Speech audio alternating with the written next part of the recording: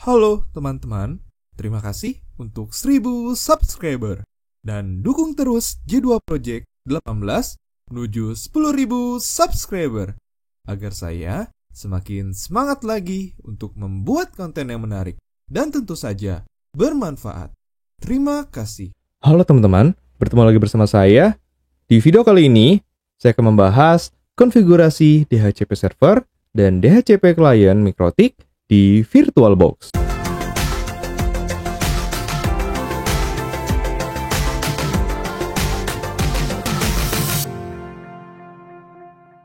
Sebelum kita lanjut ke videonya, yuk sama-sama kita bangun channel ini dengan cara subscribe, komen, like, dan share jika menurut teman-teman video ini bermanfaat. Dan jangan lupa untuk menekan lonceng notifikasi agar teman-teman selalu update info-info menarik seputar channel ini. Terima kasih. Oke teman-teman, jadi sebelum kita lanjut ke konfigurasi DHCP server dan DHCP client MikroTik di VirtualBox, saya akan membahas untuk topologi dan beberapa teorinya, yang di sini saya mengutip dari webnya citraweb.com. Seperti biasa, melakukan konfigurasi MikroTik tapi menggunakan VirtualBox. Nah, ini bisa menjadi solusi buat teman-teman yang ingin belajar konfigurasi MikroTik tapi belum memiliki perangkat router MikroTiknya. Dan apalagi di pembelajaran atau perkuliahan ataupun sekolah yang masih online, mungkin video ini akan sangat bermanfaat. Di mana Bapak Ibu guru dan Bapak Ibu dosen tidak bisa bertemu tatap muka dengan siswa atau dengan mahasiswanya, jadi bisa menggunakan lab virtual seperti ini. Jadi langsung saja, di sini teman-teman ada konfigurasi topologinya, ada internet, ada router A, router B, ada client 1 dan client 2. Nah, di sini teman-teman saran saya silakan untuk menonton video konfigurasi dasar MikroTik part 1 seperti yang di atas.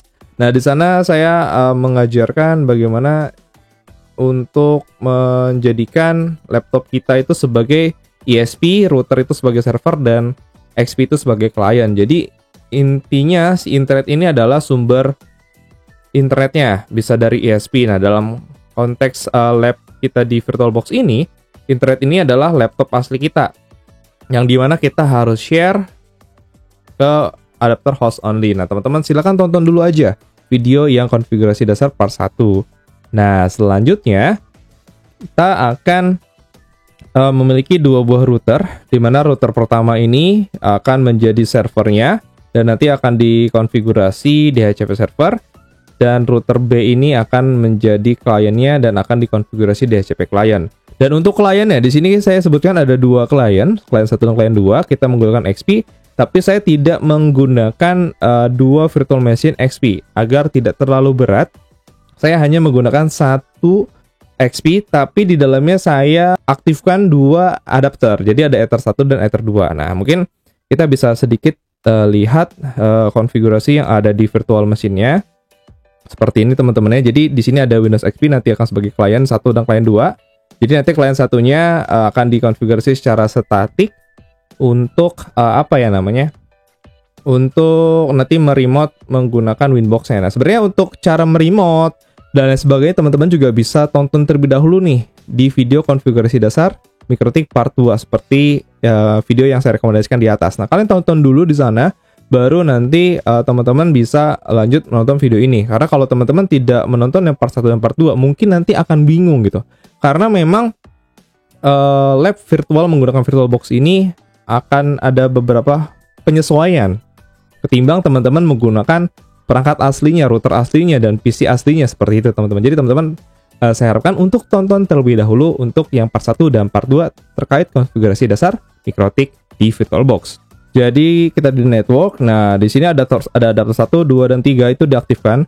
Dan di sini saya harapkan teman-teman ketika melakukan konfigurasi itu jangan dalam keadaan di running. Ini kan karena saya itu hanya ingin memperlihatkan saja konfigurasinya, bukan mau menambahkan atau menguranginya. Karena dia tidak akan bisa ke disable tombol adapternya seperti itu. Jadi kalian harus stop dulu atau dimatikan dulu. Itu tolong dijadikan perhatian karena di video yang konfigurasi mana gitu ya, itu ada yang saya menjelaskan cuman jadi bingung gitu karena ini nggak bisa di checklist gitu karena posisi lagi di running. Jadi teman-teman harapkan jangan di running dulu gitu. Nah, oke, kita lanjut lagi. Untuk di adapter 1 ini kan seperti biasa dipilih host only. Nah, adapter 2 ya kita pilih internal network. Nah, nanti untuk name itu innet. Jadi yang innet ini nanti akan masuk ke sini, client 1, ya kan? Nah, lalu di sini ada innet 2. Nah, innet 2 ini nanti akan kita setting untuk DHCP server. Nanti DHCP server itu innet 2 akan digunakan untuk client 2 dan juga untuk router B.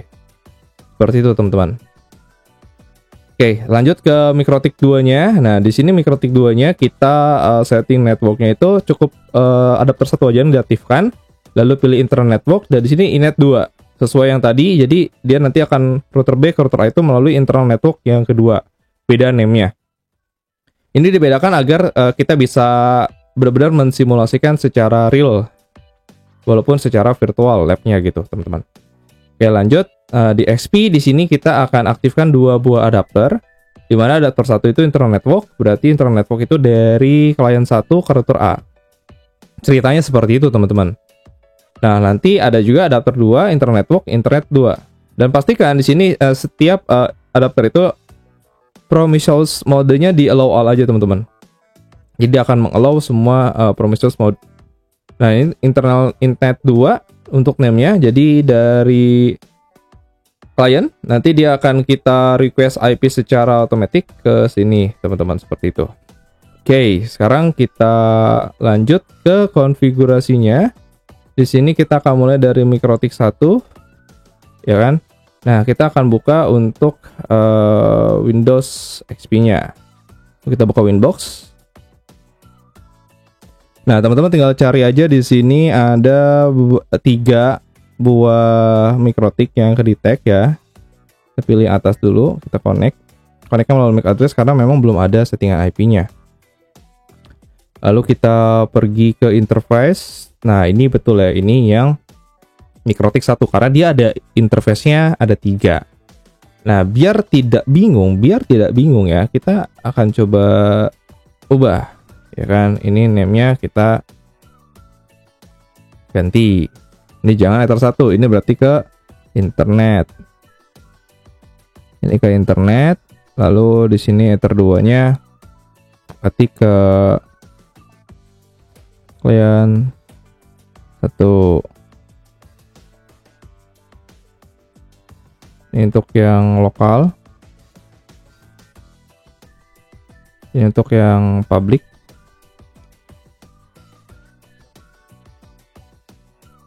Ini untuk yang DHCP. Oke, biar kita bisa membedakan masing-masing interface-nya, biar kita tidak bingung juga, teman-teman. Lalu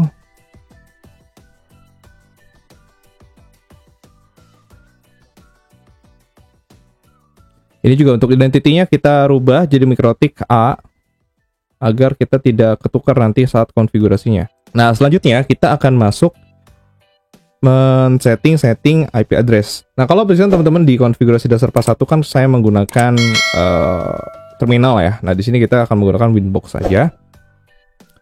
Jadi di sini kita ke address, kita kasih IP dulu. Misalkan di yang ke internet itu karena yang di host only-nya 192.168.1.1, maka di sini kita samakan. Nah, ini kita bikinnya 10 misalkan. Nah, di sini teman-teman untuk IP itu harus memang disesuaikan ya dengan yang ada di sini. Sebentar, saya buka. Nah, di sini kan teman-teman kan melakukan sharing kan, seperti yang di part pertama, ya kan di sharing. Nah, lalu di sini kalian lihat yang host only, itu kalian perhatikan IP-nya di sini.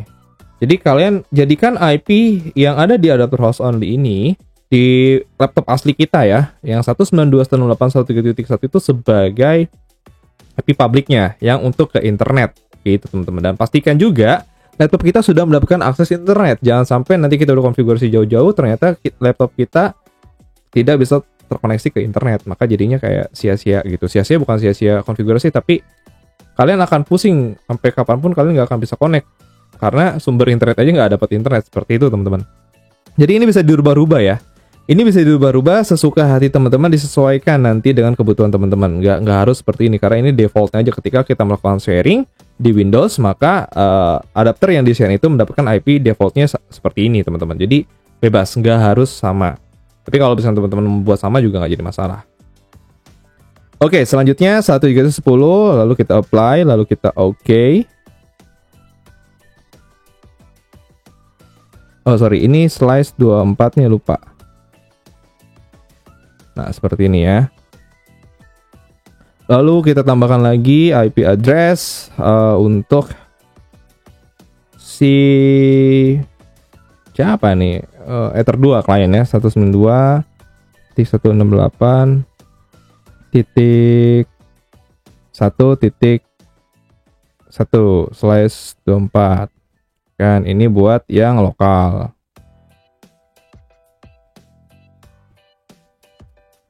Oke, lalu kita akan tambahkan lagi untuk yang DHCP 92.168.1, ini jangan 1, ini 2.1/24. Ini kita pilih untuk interface-nya berarti di DHCP.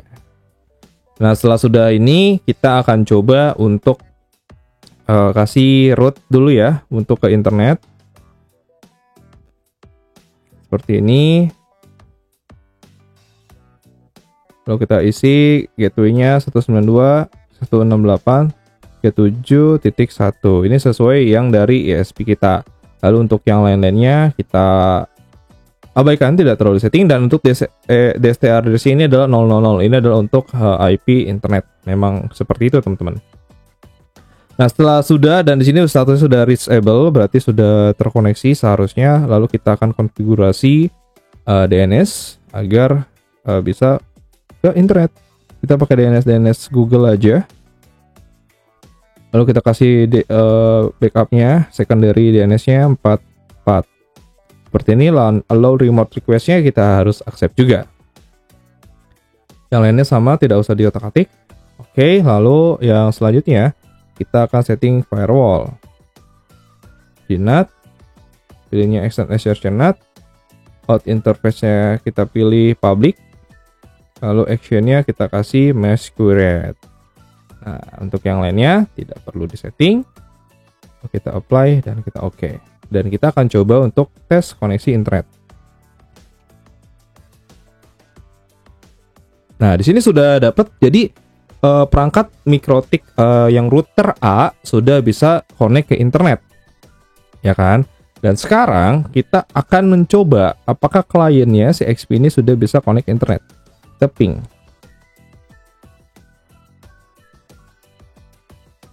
Nah, kliennya Windows XP kita ini belum bisa connect ke internet. Bagaimana caranya? Kita akan setting IP-nya, ya kan? Properties, lalu ke sini properties. Nah, di sini kan untuk yang tadi teman-teman, kalau kita lihat lagi mana nih topologinya. Nah, kalau yang satu kan kita akan setting static, berarti dia tadi di yang lokal ya kan, Ether 2 yang udah diganti kita jadi lokal. Nah, klien 2 nanti dynamic. Nah, sekarang kita kasih akses internet dulu di sini. Ini sesuaikan dengan IP lokal 192.168. Di sini 1. Misalkan di sini kita IP-nya adalah 10. Nah, ini 268.1.1. Nah, untuk DNS-nya ini kita bisa menggunakan IP gateway. Dan untuk alternatnya kita bisa pakai Google yang 888. Atau teman-teman mau 8888, 8844 boleh. Tapi biasanya saya seperti ini, atau nggak usah pakai Google juga bisa. Pakai ini juga bisa. Satu aja bisa. Nah, udah close. Nah, ini seharusnya sudah bisa dapat internet. Nah, sudah bisa ya. Jadi untuk Windows XP kita sudah bisa ping ke internet, sudah bisa dapat internet. Dan itu untuk IP statiknya. Dan sekarang yang akan kita lakukan adalah kita akan mengkonfigurasi untuk DHCP. Jadi kita akan mengkonfigurasi DHCP server di Mikrotiknya, dan ini yang paling pentingnya di sini ya. Kalau tadi kan masih yang dasar-dasar ya teman-teman, saya cuma ngulang dikit aja gitu. Karena memang harus disetting seperti itu agar kita bisa lanjut ke step seperti ini. Jadi tonton tuh video yang konfigurasi part 1 dan part 2-nya ya teman-teman. Caranya kita ke DHCP server. Dan saya mau menambahkan ketika teman-teman nanti connect sebuah router mikrotik menggunakan Winbox, baik itu yang virtual atau menggunakan router asli. Di sini kan tadi Koko connect itu menggunakan MAC address. Nah, sekarang kalau misalkan teman-teman sudah mengkonfigurasi IP, Koko menyarankan teman-teman bisa connect-nya itu menggunakan IP, jangan MAC address. Karena kalau MAC address itu terkadang suka mental. Jadi teman-teman lagi konfigurasi tiba-tiba kalau code sendiri gitu, jadi nggak stabil. Nah, jadi sarannya menggunakan ini aja, menggunakan IP address masuknya gitu. Tapi teman-teman juga bisa setting kan di setting portnya dan sebagainya. Nah, itu di yang part 2 tuh udah dijelaskan sama Koko secara detail. Teman-teman bisa belajar di yang part 2. Jadi kalian loginnya menggunakan nggak cuma IP tapi ada portnya lagi, jadi khusus. Dan kalian juga bisa menutup service-service, dalam artian kalian bisa masuk ke mikrotik itu bisa menggunakan web, bisa menggunakan telnet. Nah, itu bisa ditutup. Jadi untuk menjaga atau men-safety keamanan security-nya biar nggak ada orang-orang yang tidak berkepentingan untuk join di sana. Seperti itu teman-teman. Nah, di sini udah ada mikrotik A dan mikrotik biasa nih. Nah, kita akan coba ke mikrotik. Join di sini.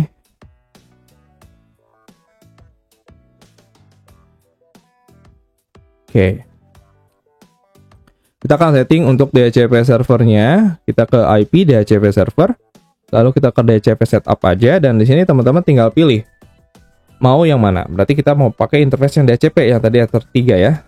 Next. Nah, ini untuk DHCP address space-nya, ini next aja. Ini untuk gateway-nya, next aja.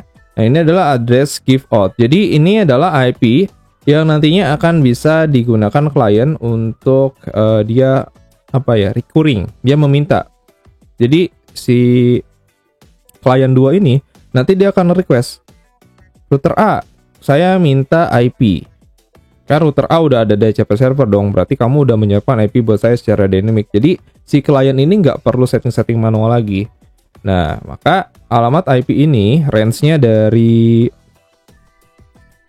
2 nih sampai 254 range-nya. Nah, teman-teman bisa sesuaikan lagi kalau misalkan mau dibikin lebih dikit.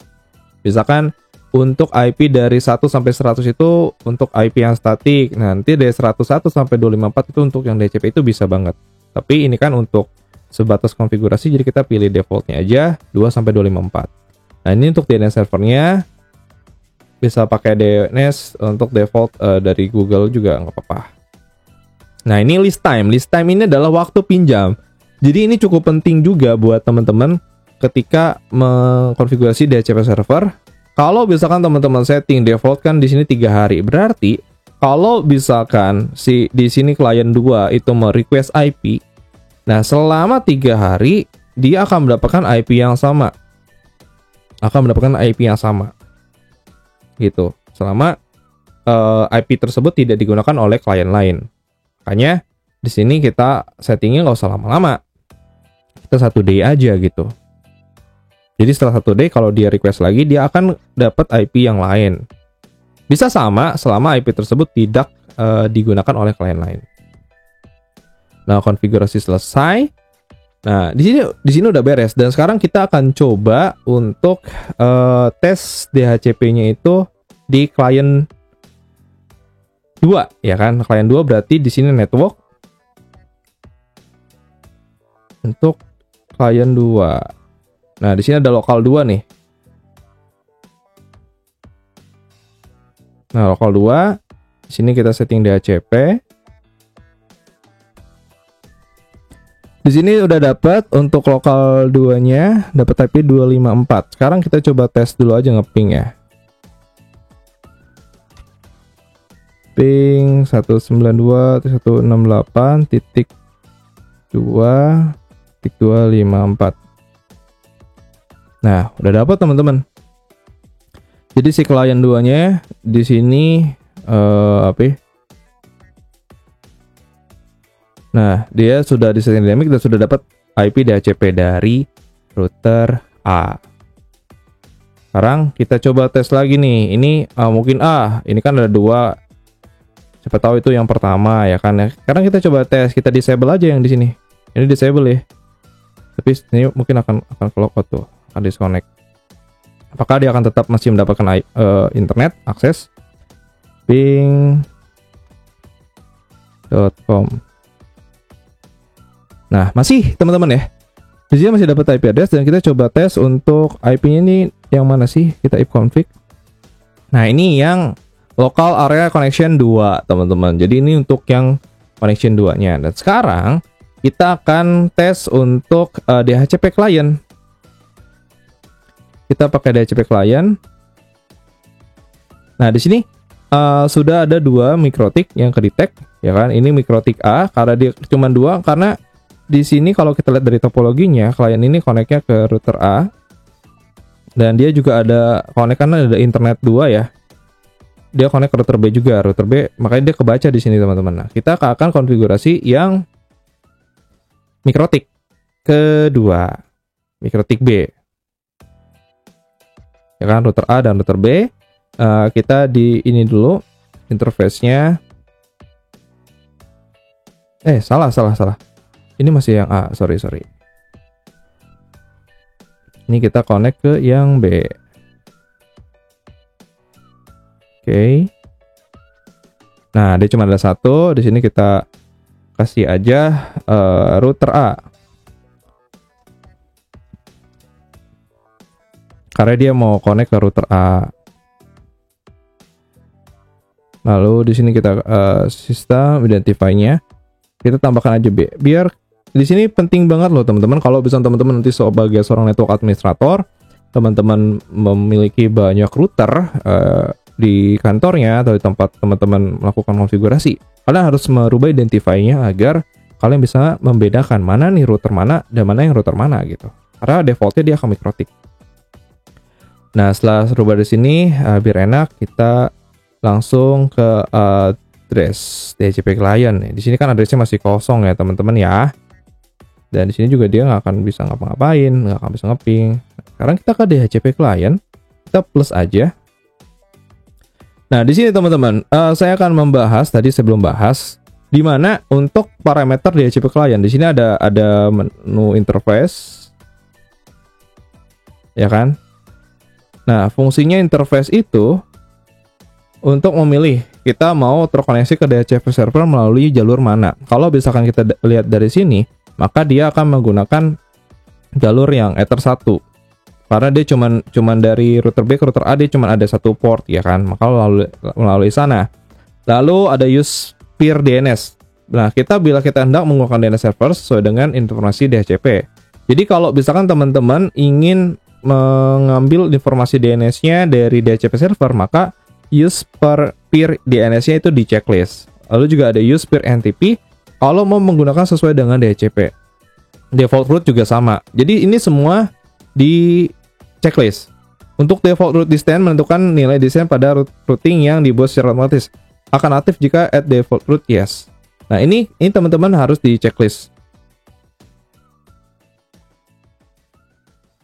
Nah, ini kan secara defaultnya dia akan di checklist. Nah, ini default route distance-nya dia 0 aja, router A 0. Nah, kalian sebenarnya cuma tinggal apply. Ini kan router A ya, apply dan oke aja sebenarnya. Nah, maka dia akan melakukan searching. Nah, di sini dia sudah bound. Nah, bound itu artinya dia sudah mendapatkan IP. IP-nya berapa? IP-nya seperti ini, teman-teman. Nih, IP-nya 192.225. Kita lihat IP address. Nah, dia dapat tuh. Di sini 1 CD. DHCP. Seperti itu, teman-teman. Oke, coba sekarang kita tes untuk ngeping juga. Ping google.com 888. Nah, sudah bisa teman-teman. Jadi, di sini untuk router B, dia tidak perlu setting IP, dia hanya perlu merequest IP dari DHCP server dari router A, maka dia akan otomatis mendapatkan IP-nya. Seperti itu teman-teman. Dan tadi kalau kita lihat di parameter DHCP client, sebenarnya kalau kita lihat secara teorinya, DHCP itu service yang memungkinkan perangkat dapat mendistribusikan assign IP address. Tapi sebenarnya nggak cuma IP address aja, bisa beberapa informasi ya kan. Di sini ada DHCP juga mampu mendistribusikan informasi netmask, default gateway, konfigurasi DNS, NTP server, dan banyak lagi yang lainnya. Jadi banyak fungsi yang bisa kita gunakan dari satu fungsi, yaitu DHCP server. Nah, di sini sudah bisa internetan juga, dan kita juga di sini bisa mengecek untuk user yang mendapatkan DHCP server. Server mana aja? Nah, kan udah langsung ada tuh berubah tuh. MikroTik B dapat IP 2253. Nah, sekarang kita mau masuk ke MikroTik A. Di sini ada IP DHCP server. Nah, di sini ada list time. Ini adalah ada beberapa klien yang statusnya bound yang mendapatkan IP. Di sini juga ada MAC address-nya. Teman-teman, di sini ada Jody Cybers. Ini adalah yang XP. Di sini ada MikroTik B. Nah, teman-teman, di sini kalau misalkan teman-teman ingin melog gitu kan, IP-nya mau itu aja, kalian tinggal klik aja MAC static. Maka dia akan menjadi MAC static. Seperti itu, teman. Dia akan jadi static.